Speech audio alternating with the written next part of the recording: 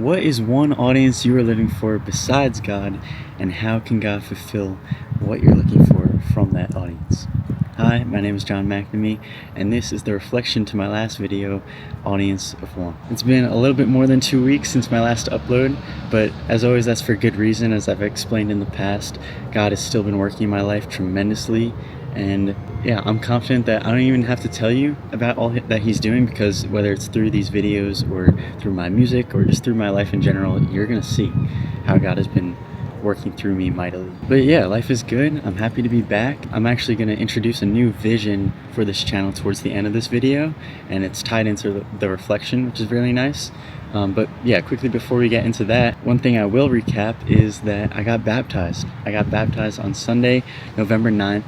It was a really powerful day, really beautiful experience, and yeah, it was really cool. My church recorded the testimonies of everyone who was getting baptized that day, and they played it on the big screen before we all got dunked. And yeah, I love this description of baptism, that it's an outward proclamation of an inward transformation. And I think that's so true, because I don't believe that we're saved through baptism. I don't believe that baptism of water brings us any closer to God's love. I don't think that we can be any more loved by God than we are loved right now. And I don't think that the water has any magical powers or anything, but I do believe that God uses water. And we see that in the Old Testament, we see it in the New. We see it when He parts the Red Sea, we see it in Noah's Ark, we see it at the wedding at Cana, we see it when Jesus walks on water. So God definitely uses water today, and I'm already seeing how God is using my baptism as kind of this point to propel me into the next part of my faith journey. And I don't think that that power is ever going to run out. And I really encourage you to get baptized as an adult, to make that adult decision for yourself if you haven't already. Because yeah, it's just such a powerful witness to those around you, both believers and non-believers. And again, God truly will honor this decision that you've made on your faith walk and your personal journey with Him. And I'm so down to make a longer video about baptism, just all about what it is, why it's important. We can even invite a pastor on here, maybe. That would be awesome. But yeah, let me know in the comments if you want to see a video all about baptism. But anyway, into the reflection. So last time we covered Daniel chapter 3, verses 13 through 30. Again, this passage is called The Image of Gold in the Blazing Furnace. And as a really quick recap, we talked about Shadrach, Meshach, and Abednego in the Babylonian Empire. And King Nebuchadnezzar issues a decree that everyone has to bow down to a golden statue. Shadrach, Meshach, and Abednego say, no, we're not going to do that. They get ratted out by people who were probably pretty jealous of the positions that they were in the empire.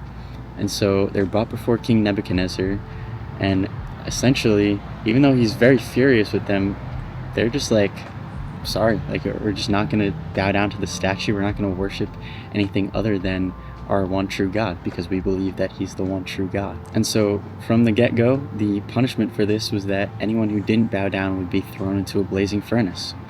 And so that's exactly what happens, and the furnace is heated up 7 times hotter than it's supposed to be, and they're thrown in, and King Nebuchadnezzar's looking in, and there are 4 people running around in the fire. He said that the 4th looks like the Son of God. And long story short, Shadrach, Meshach, and Abednego are called out of the fire. That should tell you enough already, because even the soldiers who were bringing Shadrach, Meshach, and Abednego to the furnace were being burned alive. So the fact that they're even getting to walk out should say a lot. But they don't even smell like smoke. They're not a touch of their skin is scathed or anything. They're completely fine. And King Nebuchadnezzar ends up flipping the decree around to now, whoever does not bow down and worship the God of Shadrach, Meshach, and Abednego will be cut into pieces. So it's a complete 180 from beginning to end, and a really powerful statement of what it means to just fully lean into and be bold about our faith and the fact that we believe in the one true God, and how that's not only going to help us on our personal journey with God, but is going to lead others to find God as well. So yeah, what a beautiful story. You know, it's humility paired with just pure confidence in the Lord.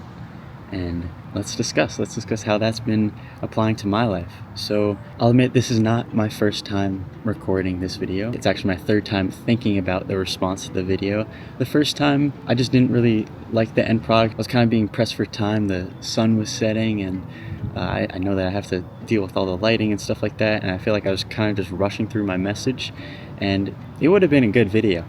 But God's been teaching me a lot about not just settling for good enough, but only aiming for the best possible life that I can live. And so I don't want to upload anything that's lower quality than what I know it could be. And the second time when I was, thinking about the response, it was a different response than before, but it just kind of fell through. But again, the question for today is, what is one audience you are living for besides God, and how can God fulfill what you're looking for from that audience? And I bring these two times up because my answer was very similar for both. For both of them, the audience that I was living for besides God was the people I'm serving. But even though it was the same audience those two different times, there was a different reason. So the first time I kind of asked, am I good enough? Am I good enough to be serving these people? Am I good enough to be a leader in this setting, whether it's an actual, leadership title or just a friend? And what God was teaching me a lot about is that I am good enough only because He's called me to serve these people. I'm not good enough because of any character trait that I have or anything that I've done. And this has been such a constant thing that God teaches me over and over again, but I am good because God makes me good. I don't know if you've ever heard the phrase, God doesn't call the qualified, but He qualifies the called. That's essentially what I was learning a lot about. So yeah, I am well equipped because God is the one equipping me. And I don't have to worry about my qualifications or anything like that, because if God has called me to it, God's called me to it.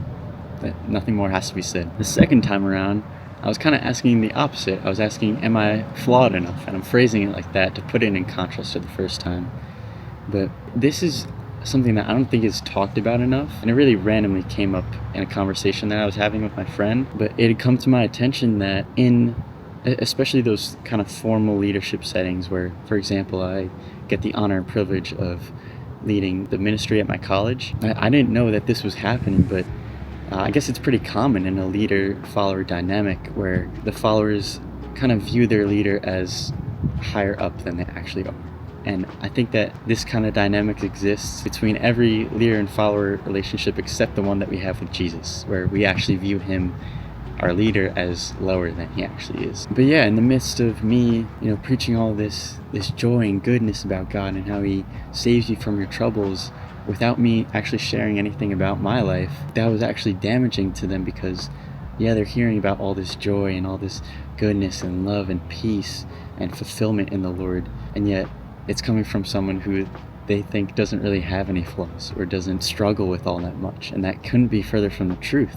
And so God has been teaching me to share my story more often, not as not in a selfish way, but in a way that's honest and real, because the more real I am about my life, the more real they recognize this Savior of Jesus is. Because the reason I have so much joy, the reason I have so much peace and love and fulfillment and just overall life satisfaction is because, yes, I've experienced how God can pull you out of the deepest, darkest pits that you see no way out of. This radiance that people see on me, it's because of Jesus pulling me not out of the fluffy clouds, but out of the blazing furnace that's 7 times hotter than it's supposed to be. So that's been really eye-opening for me. Also just, now I'm thinking about that more, like, okay, where are the situations in my life where God's going to show up and save the day? It just leads to a lot more problem solving and questions being answered, and also just a better understanding of life, because God has designed this life to be best lived with Him. And so it's okay no matter what storm rolls in, because God is with me from the beginning. He goes before me and prepares the way, and yeah, He never leaves me or forsakes me. He never fails me. And so fast forward to today, I truly believe that I am living for God alone more than I've ever had, more than I ever have in my life. I've really been leaning into Luke chapter 10 verses 38 through 42, which we covered on this channel, which was at the home of Martha and Mary, sitting at the Lord's feet and listening to Him speak. And yeah, that's really my first step in anything. It's just run to God, beeline it to God, sit at His feet and listen to Him speak. And from there, that's where my abundant life begins. I'm not going to try to do it on my own. For example, that's been especially apparent when I'm seeking advice. Don't get me wrong, I love people, and I think that people are really good intention. I think that the majority of people have good intentions, or they at least think they have good intentions. But because life is so nuanced and so complex from person to person, the best advice that I can give you, for example, in my eyes, may not actually be the best advice that you need to hear. And so the best advice that I can get only comes from God. The best anything I can get comes from God. God is the best, and so I have to run to him first. And I love that title that we see in, I think it's Isaiah 9, where God is our wonderful counselor. And I've been really witnessing that a lot recently, especially because God has been introducing me to this, or not even introducing me, but just pulling me further into this topic of living the best possible life that I can live. And yeah, he really woke me up recently, and he was like, John, I've given you one life. Do you think I want it to just be good? To just be good enough? No, like, John, you don't even understand, you can't even comprehend this, but I have seen every single possibility for how your life can play out, and in my perfect plan, I have handpicked the best one. And so yeah, you can do it with plan B or plan C. You can live a life that's good enough. If you don't want to follow my ways, then that's fine. You can still live a good life, but why would you do that? If you could just sit at my feet, listen to me speak, hold my hand, and it is guaranteed that if you do that, you will experience the best possible life. And now this is me speaking. He's been so gracious and so merciful in pulling me out of any situation where I've honestly tried to settle, where I've tried to kind of give up on the promise. And I really think that God's going to do something special in my life, and I already see how he is already, because I think he's let people go down that path before, people who have made it to a similar point in life that I'm at, or even further, and somewhere along the way they give up on the promise. And I just see so much of God's mercy in my life because I've tried to do that, and he's just been like, John, no, I'm not gonna allow that to happen. You're gonna live the best possible life that I have for you. Yeah, just follow me, just hold my hand, just wait and see. So not only through my own desire to get to know God more, to get to live life the way he wants me to, but through his mercy and his grace and just the way that he's so in control of everything, I think very well on my way to living my best possible life. And again, this is only made possible through me living for God alone, through living for an audience of one. But the question still stands, and because I'm making this video, obviously I'm not going to leave it at that. If you are at a place where you're living for an audience of one, you're living for God alone, and like, you know, there's no real struggle that's happening, I don't want you to, you know, manifest anything or make something out of nothing.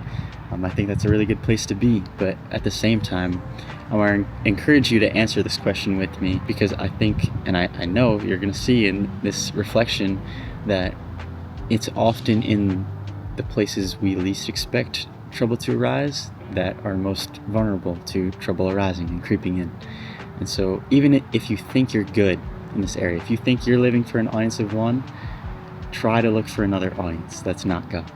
And I think you'll save yourself a lot of future headaches by humbling yourself and uprooting even the smallest weeds that are still there. So in my case, if I'm learning to silence the world and raise the volume on God, and it's just me and him, but I'm asking this question, what is one audience you're living for besides God? Then if it's just me and him, the audience that I'm living for has to be me. And specifically, to narrow it down just a little bit more, I'm living for the future me. There's nothing wrong with prudence or with planning ahead or anything like that, or having a goal in mind, having, you know, an ideal life in mind. But I know that I can oftentimes turn God's blessings into burdens by viewing them from a perspective and on a timeline that God never actually approved of. For example, I see these things that God has called me to, like I see videos and music and Bible studies and large group scriptural teaching and, you know, all this stuff that God has called me to do and has put in my life. I see all of that in my future. I see all of that in my best possible life. But part of me thinks that because that's all in my best possible life, my best possible future, that my best possible day right now has to always consist of all of those things all the time. And that's really damaging and really destructive and overwhelming because it's not realistic. It's not realistic that I get to do all of those things every single day. It's just simply not how life works, because life doesn't happen in a day. It happens over time, and it happens in seasons. And so what I've been learning is that there's no formula to a good day.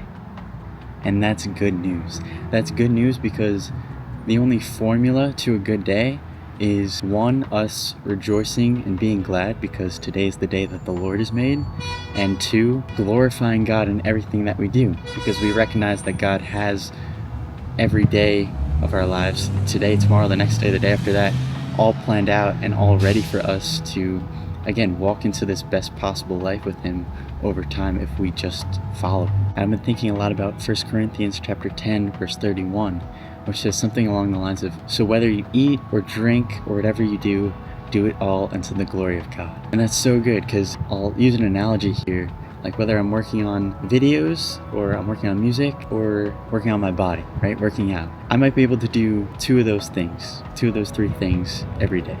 So I might get to work on a video and I might get to work on music. Might not get a workout in. That's fine. That's okay. The next day it might be music and working out, no video. That's fine. The next day it might be video and working out, no music. That's also fine. And not only is it fine in the bigger perspective, the perspective that God has, but it's also better in my eyes because I know that when I try to cram all these things into one day, less time and less effort is allotted to each of those things, and so there's less room for growth and less room for me to develop all my skills, and ultimately, honestly, there's less glory being given to God because I'm just overwhelmed. I'm just burdened by all these things. But what I'm learning is that it's okay. It's okay to divide up these things and not to spread myself thin every day, because then I lose the motivation to even continue in what I'm doing. So this time allotment and this planning can and will look different from day to day, from season to season. And there are some seasons that might require more planning, more, strict time allotment. And that's also okay. I honestly think I'm entering into that season right now. But I can trust that if I'm truly sitting at the Lord's feet, listening to Him speak, heeding His timing and His perfect plan, and glorifying Him in everything that I do, if I wake up knowing that all that I have to do today is just glorify Him, then I can trust that He who began this good work in me is faithful to bring it to completion. And God was teaching me a lot about this even just last night. I was reading through Matthew chapter 8 verses 23 through 27, and this is the story of Jesus and His disciples on the water when there's a big storm that happens. And it says that Jesus and His disciples get in the boat, a huge storm comes and the waves are even like covering the ship, but Jesus is just in the back and He's asleep. And of course the disciples are freaking out and they go to Jesus and wake Him up and ask like, Lord, help us, because we're gonna die if You don't do anything. And Jesus just gets up. I imagine, he's rubbing his eyes, he's yawning, and he just goes up out into the storm, rebukes it, says a quick thing, and the storm dies away. By the way, there was a storm that was supposed to hit just now. And like when I started recording this video, it was like light rain starting in 9 minutes and it's gonna last for like half an hour. The light rain has not come, and now it's sunny out. So that's really cool. But yeah, Jesus calms the storm, and it says that there was a great calm. And I just imagine Jesus just goes back and just knocks out again. There's nothing wrong, everything's fine. There's no need to worry to begin with. What stood out to me the most last night was that Jesus chose to get in that boat, knowing full well what was going to happen that night. And again in the next verse, or maybe the verse after that, it says He was sleeping through it. He knew what was coming and He was sleeping through it. So that tells me that you can flip the boat upside down if you want. You can spin it around a few times, cut it in half. If Jesus is still by my side, man, I'm still catching Z. You can throw me in that blazing furnace that's 7 times hotter than it's supposed to be. But I guarantee that one way or another, God gets the glory and He has the final say. So I can live fully in the present, knowing that God is fully aware of the boat that He's getting into, the waters that He's on, the storm that's up ahead, who he's invited along for the journey. And so from start to finish, front to back, top to bottom, he's got this. Even when we don't, and not even one detail is lost on him. Amen? Amen. So what does that mean for this channel? Well, if I'm being honest, the original vision that I had for these videos has not been fully realized, and I haven't regretted any video that I've made or anything like that, but the ideal style that I have in mind right now is kind of like this style meets short film. And so whenever I've had an upload schedule, this has been kind of hard to implement or work towards because I don't have as much time to develop my camera work or editing or anything like that. And so in this season, I'm not going to have an upload schedule. I'm going to spend more time to work on camera work and to work on more cinematic kind of techniques, to experiment with some more bold and fancy editing. Definitely invite some more guests on. I loved when my cousins Michael and Miles joined me in our last reflection that we did. And I'll also be implementing some new and kind of different teaching styles and video formats in terms of how the topic is presented. So yeah, I think that covers the updates for where this channel is going. I'm really excited. I hope you are too. If you have any advice on different content that you'd like to see, again, I'm really open to different topics that you guys want to learn about too. So yeah, just let me know in the comments, and or let me know in real life if you know me in real life. And yeah, I'm looking forward to it. Quickly, I know that I don't usually share music in the reflection video, but I just wanted to say that Drop by Forrest was my top song on Spotify Wrapped, so go listen to it if you haven't already. Really cool song about humility, and I think a song that really does well with today's topic too, living for an audience of one and seeing Shadrach, Meshach, and Abednego being so humble yet so confident in their God. And also, just because Christmas is literally right around the corner, I want to share the Joy Has Dawned EP by King's Kaleidoscope. It's like 13 years old. It came out in 2012, but I just found it recently, and I'm not going to spoil anything. Maybe have a few tissues on standby, but it's an amazing Christmas EP. A really great alternative rock spin on a lot of songs that you already know. And yeah, so let me know if you listen to it, because I can't get enough of it right now. So yeah, that's a wrap for this video. Thank you for watching. Again, Merry Christmas, and I'll see you when I see you. Take care.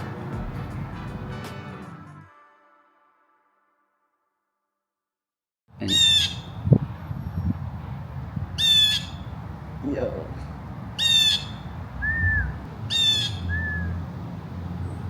Oh man, that's tough to cut out. And I love that.